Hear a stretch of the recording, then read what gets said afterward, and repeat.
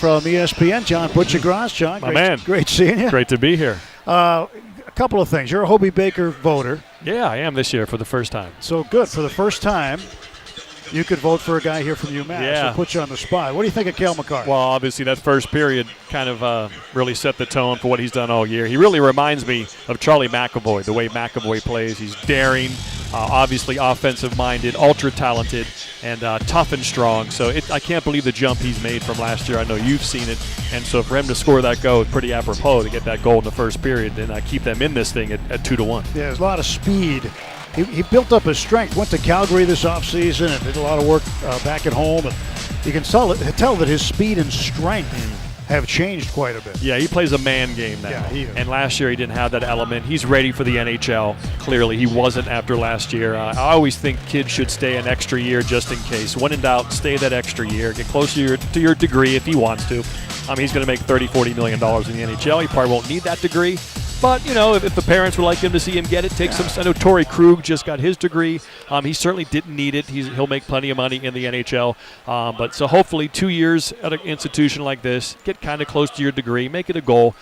Good things to do in the offseason and as you play pro hockey. But he's ready for pro hockey, and he's certainly in the Hobie discussion. Well, let's talk about the hashtag for a minute, okay? College hockey. Right. It's not spelled any way I learned how to spell it. No. But how'd you come up with that? And I know it's done a lot to help promote college hockey. Yeah, me and Scott Van Pelt, Scott does accents very well all over the world. And my parents grew up in Boston, South Boston, and I was raised in the Midwest. And so my friends like to come over just to hear my parents talk.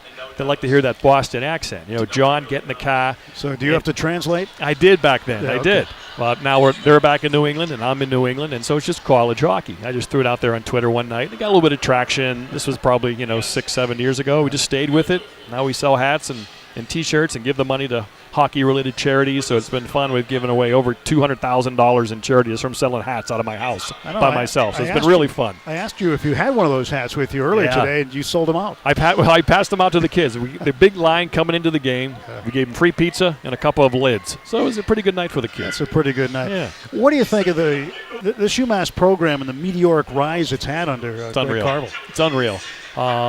From the top down, the amount of money they were able to raise. I just was in the weight room. It's beautiful, has that new car smell still. It's a really state-of-the-art weight room.